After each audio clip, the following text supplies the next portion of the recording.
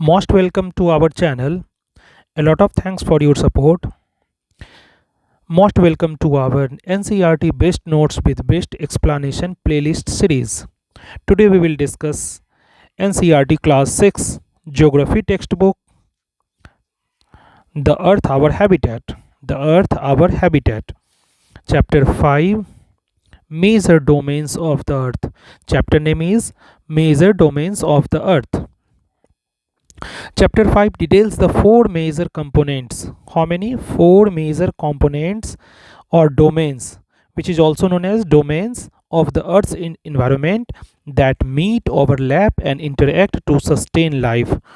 To what? To sustain life. These are the lithosphere, hydrosphere, and atmosphere, and the biosphere. आज हम लोग chapter 5 पढ़ने वाले हैं। चैप्टर का नाम क्या है? Major domains of the earth. इसके नोट्स को देखते हैं। Chapter 5 details the four major component. इस चैप्टर में हम लोग को फोर मेजर कंपोनेंट मिलेगा। क्या चीज़ का? जिसको डोमेन्स कहेंगे, पृथ्वी का, ऑफ द अर्थ इन्वायरमेंट, अर्थ के इन्वायरमेंट का फोर मेजर कंपोनेंट्स यानी डोमेन्स देखने वाले हैं इस चैप्टर में। जो क्या करता है? That meets, overlap and interact to sustain life. जो मीट करता है, ओवरलैप करता है और इंटरैक्ट करता है क्या चीज़ के लिए? टू सस्टेन लाइफ, सस्टेन करने के लिए लाइफ को सस्टेन करने के लिए जो डोमेन्स हैं, जो मेजर कंपोनेंट्स हैं, जो चार मेजर कंपोनेंट्स हैं, वो मीट करते हैं, ओवरलैप करते हैं और इंटरैक्ट करते हैं क्या चीज़ के लिए? लाइफ को सस्टेन करने के लिए। These are the lithosphere. इसमें पहला जो पार्ट हम लोग पढ़ेंगे वो लिथोस्फेयर होगा। लिथोस्फेयर लैंड से रिलेटेड होता है। हाइड्रोस्फेयर यानी वाटर से रिलेटेड। तीसरा क्या पार्ट है? एटमॉस्फेयर जो एयर से रिलेटेड है। और बायोस्फेयर सबको मिक्स करके जो नैरो बैंड बनता है, नैरो जोन बनता है, वो हम लोग का बायोस्फेयर है। तो ये चार हम लोग कंपोनेंट्स देखेंगे, फोर मेजर कंपोनेंट्स। कौन कौन सा है? First one is lithosphere land related, and second one is hydrosphere, third one is atmosphere, and fourth one is biosphere. Now our first topic is the lithosphere. The lithosphere, solid earth. Lithosphere that is solid earth. Solid earth को ही हम लोग lithosphere कहते हैं। The lithosphere is the solid portion. What is this? Solid portion. Lithosphere is the solid portion of the earth. अर्थ का solid portion होता है। Lithosphere is the solid portion of the earth. It comprises the rocks of the earth. Rocks of the earth. इसमें क्या होता है? तो अर्थ के crust का जो रॉक होता है उसको पढ़ना है इसमें। And the thin layer of the soil, soil का थिन लेयर भी इसमें आता है। It comprises the rocks of the अर्थ। इसमें अर्थ के क्रस्ट का रॉक भी आता है। And the thin layers of the soil, soil के थिन लेयर भी आते हैं। And that contain nutrient elements necessary for life. जो हमारे लाइफ के लाइफ के लिए जो नेसेसरी है न्यूट्रिएंट्स एलिमेंट, उसको देता है। जो कंटेन क्या करता है? न्यूट्रिएंट्स एलिमेंट्स जो नेसेसरी होता है हमारे लाइफ के लिए। ना अब देखते हैं डिवीजन क्या है। Division of the surface, surface का डिवीजन देखते हैं। The earth surface is broadly divided into two main parts. Broadly divided कितने पार्ट्स में है अर्थ हमारा? टू मेन पार्ट्स में। Earth surface is broadly divided into two main parts. दो part में बांटा जाता है। First part is continents and second part is ocean basin. Continents is what? The large land masses is known as continents. Continents किसको कहते हैं? जो large land masses होता है ना, उसी को कॉन्टिनेंट कहते हैं। जिसे द्वीप कहा जाता है, जिसे महाद्वीप हिंदी में कहते हैं। ओशियन बेसिन्स, ओशियन बेसिन्स क्या है? The huge water bodies. Huge water bodies जो है वो ओशियन बेसिन कहलाता है। तो दो टाइप में हम देखें डिवीजन ऑफ द सरफेस क्या था। The earth surface is broadly divided into two main parts. First one is continents, the large land masses, and second one is ocean basins, the huge water bodies. Now sea level, what is sea level देखते हैं। The level of sea water is the same everywhere. ये extremely important है, ध्यान रखना है कि level जो होता है ना सी वाटर का, उसी को सी लेवल कहते हैं और वो हमेशा सेम होता है everywhere. The level of sea water is the same, हमेशा वो सेम होता है एवरीवेयर, हर जगह सेम होता है। And is used as standard measurement point.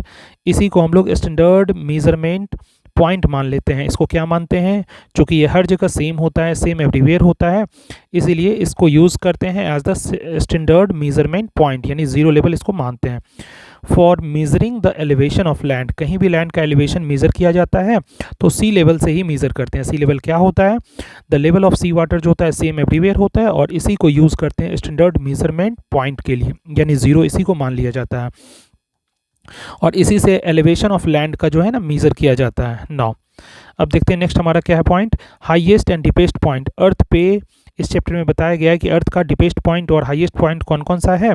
तो हाईएस्ट पॉइंट देखते हैं, माउंट एवरेस्ट हमारा है हाईएस्ट पॉइंट, जो एलिवेशन का है वो सबसे ऊंचा इस हमारे अर्थ पे, हमारे मदर अर्थ पे सबसे जो ऊंचा बिंदु है माउंट एवरेस्ट का है 8848 meter above the sea level. Sea level से कंपेयर करके सी लेवल को 0 मीटर मानेंगे तो 8848 मीटर पे हमारा माउंट एवरेस्ट है, जो हाईएस्ट पॉइंट माना जाएगा हमारे अर्थ का। ना और डीपेस्ट पॉइंट कौन सा है? डीपेस्ट पॉइंट मतलब सबसे गहराई वाला बिंदु कौन सा है? तो मैरियाना ट्रेंच है, जो 11034 meter in the Pacific Ocean. कहाँ पे है ये? पैसिफिक ओशियन में है।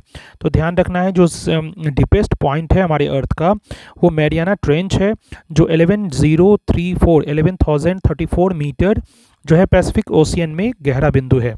तो Mariana trench is the deepest point of the earth. Now the 7 continent, अब देखते हैं डिसेंडिंग ऑर्डर में, जो साइज में इनका डिसेंडिंग ऑर्डर में 7 कॉन्टिनेंट के बारे में पढ़ते हैं। जो कॉन्टिनेंट अभी जस्ट देखे थे हम लोग, कॉन्टिनेंट क्या होता था?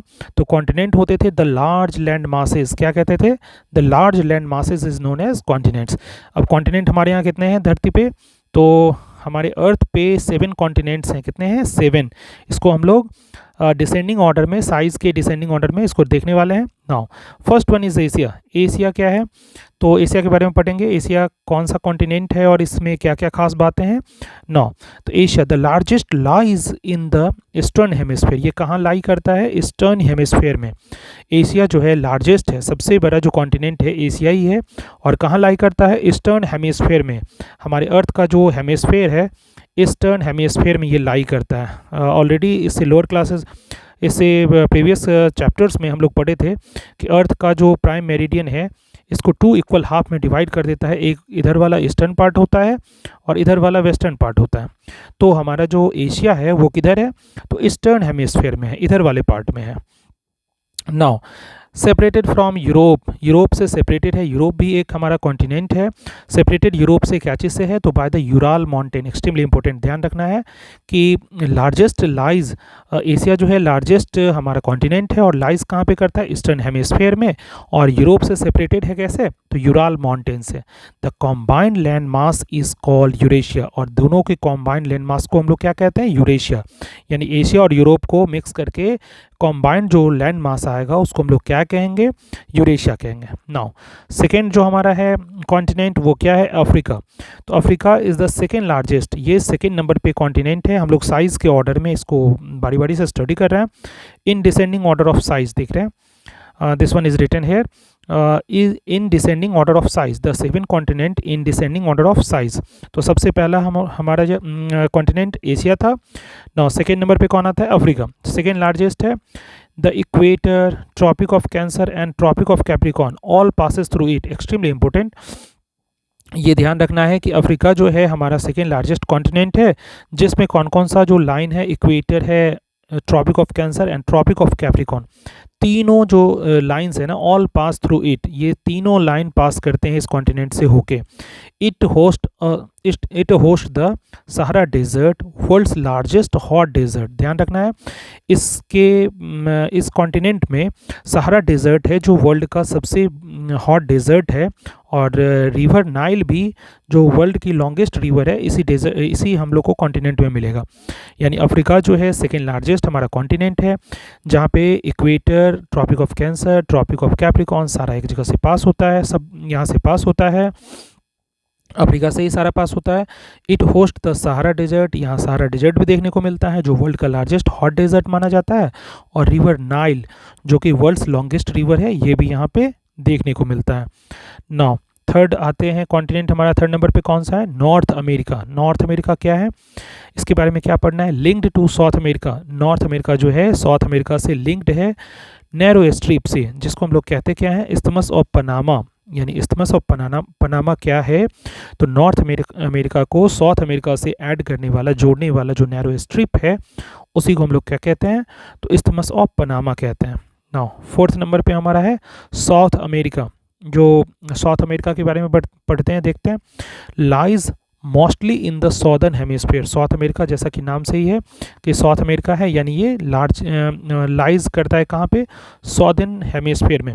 सॉदर्न हेमिस्फीयर में ये लाई करता है। अर्थ को हम लोग इससे पहले लॉन्गिट्यूड लैटिट्यूड के हिसाब से देख चुके हैं। अगर हम इक्वेटर यहाँ ड्रॉ कर लें तो इक्वेटर के ऊपर वाला हेमिस्फीयर नॉर्थ होता है और नीचे वाला होता है साउथ हेमिस्फीयर। तो यहाँ पे क्या लिखा हुआ है? साउथ अमेरिका जो है सॉदर्न हेमिस्फीयर में, मतलब इस पार्ट में होगा, इस पार्ट में कहीं ना कहीं है, इधर वाले पोर्शन पे होता है, यहाँ कहीं होता है। Now contains the Andes, world's longest mountain range, and the Amazon River, world's largest river by volume. तो ध्यान रखना है। नाउ साउथ अमेरिका जो है लाइज करता है most in the southern hemisphere में। मोस्टली ज़्यादा से ज़्यादा जो साउथ अमेरिका का कॉन्टिनेंट है वो मोस्टली जो है सॉदर्न हेमिस्फीयर में, मतलब कुछ वो इक्वेटर और नॉर्थ में भी होगा, लेकिन बाकी सारा पोर्शन जो है वो साउथ में है। कंटेन क्या करता है? एंडीज माउंटेन को वर्ल्ड का जो लॉन्गेस्ट माउंटेन रेंज माना जाता है, लॉन्गेस्ट माउंटेन रेंज। और अमेजन रिवर भी यहाँ पे है, जो वर्ल्ड का लार्जेस्ट रिवर माना जाता है वॉल्यूम से। नाउ फिफ्थ नंबर पे है Antarctica. Antarctica huge continent completely in the southern hemisphere. ये कम्प्लीटली सॉदर्न में है। तो अंटार्कटिका जो है कम्प्लीटली सॉदर्न में है। कुछ यहाँ पे है अंटार्कटिका को, कुछ यहाँ आप मान सकते हैं इस लोकेशन पे है, यानी हमारे सॉदर्न हेमिस्फीयर पे नीचे वाले पार्ट में अंटार्कटिका है। तो अंटार्कटिका ह्यूज कॉन्टिनेंट है जो completely in the southern hemisphere, पूरी की पूरी सॉदर्न हेमिस्फीयर में मानी जाती है। Permanently covered with thick ice sheets. Thick ice sheet से ये कवर्ड होती है। परमानेंटली मतलब हमेशा ये मोटी बर्फ की परत से ना ढकी होती है। Covered with thick ice sheets. Has permanent research stations. यहाँ पे रिसर्च स्टेशंस बनाए गए हैं परमानेंट वाले। एंड इंडिया का मैत्री एंड भारती जो है रिसर्च सेंटर ही है, जो परमानेंट रिसर्च वहाँ पे होता है, स्टेशंस बने हुए हैं प्रॉपर उसके लिए अंटार्कटिका में। तो अंटार्कटिका क्या था? ह्यूज, अंटार्कटिका के बारे में क्या क्या पढ़े? ह्यूज कॉन्टिनेंट है जो कम्प्लीटली सॉदर्न हेमिस्फीयर में होता है और परमानेंटली कवर्ड होता है विथ थिक आइस शीट्स। और परमानेंट रिसर्च सेंटर यहाँ पे है इंडिया का जो है मैत्री, और भारती जो है यहाँ पे परमानेंट रिसर्च सेंटर बने हुए हैं, स्टेशंस बने हुए हैं। नाउ यूरोप के बारे में देखते हैं। यूरोप सिक्स नंबर पे यूरोप आता है। Much smaller than Asia. Asia से बहुत छोटा है ये। Bonded by water on three sides. ये ध्यान रखना है, यूरोप जो है थ्री साइड से वाटर से कवर्ड है, बॉन्डेड है। तो if you can refer the map atlas then you can easily understand. ये सारा जो है यूरोप, अंटार्कटिका, ऑस्ट्रेलिया, ये मैप के थ्रू आपको बहुत ईजिली अवेलेबल समझ में आ जाएगा। तो ज्योग्राफी में एटलस का बहुत इंपॉर्टेंट रोल है।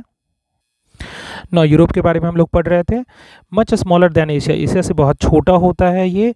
And bonded by water on three side. तीन साइड से वाटर से बॉन्डेड होता है, घिरा हुआ होता है। नाउ ऑस्ट्रेलिया सेवेंथ नंबर पे, लास्ट नंबर पे क्या है? ऑस्ट्रेलिया स्मॉलेस्ट कॉन्टिनेंट है। ध्यान रखना है, सबसे छोटा कॉन्टिनेंट यही होता है। Lying entirely in the southern hemisphere. ये भी सॉर्दर्न हेमिस्फीयर में ही होता है। अगर हम वर्ल्ड को देखें, अर्थ को देखें, तो ये अर्थ के नीचे वाले पोर्शन पे यानी सॉर्दर्न हेमिस्फीयर पे ही होगा। तो lying entirely in the southern hemisphere called an island continent. इसको आइलैंड कॉन्टिनेंट भी बोलते हैं क्योंकि इसके चारों तरफ पानी होता है तो आइलैंड के जैसा दिखता है। तो ऑस्ट्रेलिया जो है स्मॉलेस्ट कॉन्टिनेंट है, lying entirely in the southern hemisphere and called the island continent, called an island continent इसको कहते हैं। अब इस मैप में हम लोग मैप के थ्रू हमारे जो कॉन्टिनेंट अभी जस्ट पढ़े हैं उसको देख लेते हैं। तो सबसे पहले जो पढ़े थे एशिया। एशिया ये वाला पार्ट होता है कॉन्टिनेंट का, ये वाला पार्ट जो है एशिया, ये एशिया है। एशिया के बाद आप अफ्रीका पढ़े थे। अफ्रीका ये वाला पार्ट है, अफ्रीका। इसके बाद हम लोग क्या पढ़े थे? नॉर्थ अमेरिका, ये वाला पार्ट है नॉर्थ अमेरिका। फिर साउथ अमेरिका पढ़े थे, ये वाला पार्ट जो नीचे वाला है साउथ अमेरिका यहाँ पे है। इसके बाद हम लोग क्या पढ़े? साउथ अमेरिका के बाद और भी हमारे पास था जो अंटार्कटिका था, सबसे नीचे होता है अंटार्कटिका। अंटार्कटिका फिर यूरोप, ये अंटार्कटिका हो जाएगा। उसके बाद यूरोप ये वाला पार्ट हो जाता है। और उसके बाद ऑस्ट्रेलिया, ये वाला। यानी जितने कॉन्टिनेंट, 7 कॉन्टिनेंट हम लोग देखे, सबसे पहले देखे थे एशिया, ये वाला पोर्शन है, इंडिया भी हमारा इसमें है, और इंडिया, रशिया और ये यूराल माउंटेन से जो हम लोग पढ़े थे, एशिया और यूरोप अलग होता है, ये यहाँ पे कहीं माउंटेन है। तो आप इसका फिजिकल मैप में और अच्छे से बताया गया है, इस चैप्टर में बहुत अच्छा एक मैप दिया हुआ है, उसे भी आप देख सकते हैं। ऐसे एक रफ एस्टिमेट के लिए Asia, Africa, north America, south America, Antarctica, ये नीचे बर्फ़ से जो ढकी वाली पार्ट होती है नीचे रहता है अंटार्कटिका, इसके बाद ऑस्ट्रेलिया, इसके बाद यूरोप और ऑस्ट्रेलिया, ये यूरोप वाला पार्ट है। यूरोप ये जो हमारा कॉन्टिनेंट यूरोप है, ये यहाँ पे होता है, और ऑस्ट्रेलिया इसके बाद यहाँ पे है। नाउ अब आते हैं नेक्स्ट टॉपिक पे, the hydrosphere. The hydrosphere water से रिलेटेड होगा, हाइड्रो मीन्स वाटर होता है, वाटर से related, hydro means water, sphere means water वाला part. Now the hydrosphere covers the portion of the earth covered by water. Hydrosphere में वो सारे portion आते हैं जो कवर्ड होते हैं वाटर से। हाइड्रोस्फीयर में अर्थ के वे सारे पोर्शन आते हैं जो कवर्ड होते हैं वाटर से। तो ये था hydrosphere. Now the blue planet, blue planet हमारे अर्थ को ही कहा जाता है। ब्लू प्लैनेट किसको कहते हैं? अर्थ को। Over 71% of the earth surface is covered with water. क्यों कहते हैं, इसका रीज़न यहाँ दिया हुआ है। Over 71% of the earth surface is covered with water, giving it this nickname. इसलिए इसको ये निकनेम मिला है ब्लू प्लैनेट। ब्लू प्लैनेट क्यों अर्थ का नाम रखा गया है? तो ओवर 71%, ये ध्यान रखना है, 71% से ज़्यादा जो है अर्थ का सरफेस जो है कवर्ड है वाटर से, इसीलिए इसको ये निकनेम मिला है, ब्लू जैसा ये दिखता है। वाटर डिस्ट्रीब्यूशन देखते हैं। Water distribution, over 97% of the earth water, earth का 97% जो वाटर है वो फाउंड होता है is found in the oceans. Water distribution में क्या देखना है कि अर्थ का वाटर जो है 97% वाटर जो है वो ओशन में ही है, and too salty for human use, और ह्यूमन यूज़ के लिए टू सॉल्टी है, बहुत ज़्यादा खारा होता है, बहुत ज़्यादा सलाइन वाटर होता है, नमकीन होता है, salty for the human use, और वेरी स्मॉल परसेंटेज, और बहुत कम बचा कितना 97%, तो 97% तो ओशन में है, यानी 3% के आसपास बचा है, अप्रॉक्सीमेटली 3%, वो जो होता है small percentage is fresh water, यानी 3% जो है अप्रॉक्सीमेटली 3% जो है हमारा वो फ्रेश वाटर है। और जो कहाँ कहाँ है, तो ग्लेशियर्स में है, ग्राउंड वाटर के रूप में है, रिवर और लेक्स के रूप में है, एंड अवेलेबल फॉर कंजम्पशन, जो कि हम लोग हमारी कंजम्पशन के लिए है। यानी वाटर डिस्ट्रीब्यूशन में क्या देखें तो टोटल 100% अगर वाटर है हमारे अर्थ पे, तो 97% उसका जो है वो हमारे ओशन में ही है। 97% ओशन में है, जो कि टू सॉल्टी है फॉर ह्यूमन यूज़, जो ह्यूमन यूज़ नहीं कर पाते हैं उस वाटर को, जिसके कारण सॉल्टी होने के कारण, बहुत ज़्यादा सॉल्टी होने के कारण हम लोग यूज़ नहीं कर पाते हैं। Very small percentage is fresh water, और बहुत कम परसेंटेज जो है, स्मॉल परसेंटेज लगभग 3% के आसपास जो है वो फ्रेश वाटर है। इन ग्लेशियर्स, जो कहाँ है, ग्लेशियर्स में है, ग्राउंड वाटर में है, रिवर्स एंड लेक्स में है, एंड अवेलेबल फॉर कंजम्पशन, और हमारे कंजम्पशन के लिए अवेलेबल है। नाउ अब आते हैं ओशन वाले पार्ट पे। ओशन होता क्या है? The major part of the hydrosphere. Hydrosphere का सबसे मेजर पार्ट जो है ओशन कहलाता है। हाइड्रोस्फीयर का major part, the major part of the hydrosphere is known as oceans, characterized by 3 main movement. उसमें उसमें जो है 3 मेन मूवमेंट होता है, एक वेव होता है, एक टाइड्स होता है, और ओशन करंट। हायर क्लासेस में हम लोग बहुत अच्छे से इसको डिटेल से पढ़ेंगे। तो इसमें जो मेजर पार्ट है ना हाइड्रोस्फीयर का, उसको ओशन ही कहते हैं, और कैरेक्टराइज्ड बाय 3 मेन मूवमेंट। इसमें 3 तरह के मूवमेंट होते रहते हैं, एक वेव्स आते रहता है, टाइड्स बनते रहते हैं, और ओशन करेंट्स बनते रहते हैं। द 5 मेजर ओशियंस जो हमारे अर्थ पे है वो कौन कौन सा है देखते हैं। 5 मेजर ओशियंस जो हमारे अर्थ पे हैं वो बारी बारी से देखते हैं, step by step. Now first one is the Pacific ocean. Pacific ocean जो है लार्जेस्ट होता है, ऑलमोस्ट सर्कुलर। पैसिफिक ओशियन जो है लार्जेस्ट है, सबसे बड़ा है, और ऑलमोस्ट सर्कुलर है। होस्ट द मैरियाना ट्रेंच, यहीं पे हम लोग को सबसे जो डीपेस्ट पॉइंट है ना वो मिलता है, मैरियाना ट्रेंच। तो पैसिफिक ओशियन जो है लार्जेस्ट है, फर्स्ट नंबर पे है, ऑलमोस्ट सर्कुलर है, और मैरियाना ट्रेंच जो है यहीं हमको मिलता है। Now second one is Atlantic ocean. Atlantic ocean जो है सेकेंड लार्जेस्ट है, एस शेप्ड का होता है, एक्सट्रीमली इंपॉर्टेंट। अटलांटिक ओशियन जो है सेकेंड लार्जेस्ट है, एस शेप्ड है and has an indented coastline. Indented coastline इस पे होता है, making it a busiest ocean. और इसके पास इतना अच्छा कोस्ट लाइन है कि ये busiest ocean for the commerce, मतलब कॉमर्स के लिए बहुत ज़्यादा ये बिजी होता है, बिजिएस्ट ओशियन है। तो अटलांटिक ओशन के बारे में पढ़ रहे थे, सेकेंड लार्जेस्ट है, एस शेप्ड का बना होगा, इंडेंटेड कोस्ट लाइन इस पे है और इसको बिजिएस्ट ओशियन बनाता है कॉमर्स के लिए। नाउ इसके बाद है Indian ocean, only ocean named after the country India. एक ऐसा ओशियन, केवल एकमात्र ऐसा ओशियन है, ओनली ओशियन है जिसका नाम किसी देश पे पड़ा है, आफ्टर अ कंट्री नेम पे पड़ा है, जो इंडिया नाम से इंडियन ओशियन इसका नाम पड़ा है। ऑलमोस्ट ट्रायंगुलर है, कैसा शेप है इसका, ट्रायंगुलर। तो only ocean named after a country India, almost triangular, ये ट्रायंगुलर शेप का है, ध्यान रखना है। नाउ फोर्थ नंबर पे क्या है, southern ocean encircles the continent of Antarctica. ये सॉदर्न ओशियन जो है वो कॉन्टिनेंट अंटार्कटिका की जो कॉन्टिनेंट है जो कि सॉदर्न हेमिस्फीयर में है, सॉदर्न हेमिस्फीयर में, उसको ये चारों तरफ से कवर करता है, इंसर्कल करता है, encircle the continent of Antarctica. ना इसके बाद लास्ट क्या है हमारा, आर्कटिक ओशन। आर्कटिक ओशन क्या होता है, कहाँ पे है, तो lies within the Arctic circle, Arctic Circle के तरफ ये लाई करता है। आर्कटिक ओशन किधर है, तो lies within the Arctic Circle and connected to the Pacific Ocean, और पैसिफिक ओशन से कनेक्टेड है बेरिंग स्ट्रेट से, ध्यान रखना है, एक्सट्रीमली इंपॉर्टेंट। बेरिंग स्ट्रेट से ना पैसिफिक ओशन से ये कनेक्टेड है। नैरो पासेज है जिसको सैलो वाटर का नैरो पासेज बोलते हैं। बेरिंग स्ट्रेट क्या है, और narrow passage of shallow water का नैरो पासेज है।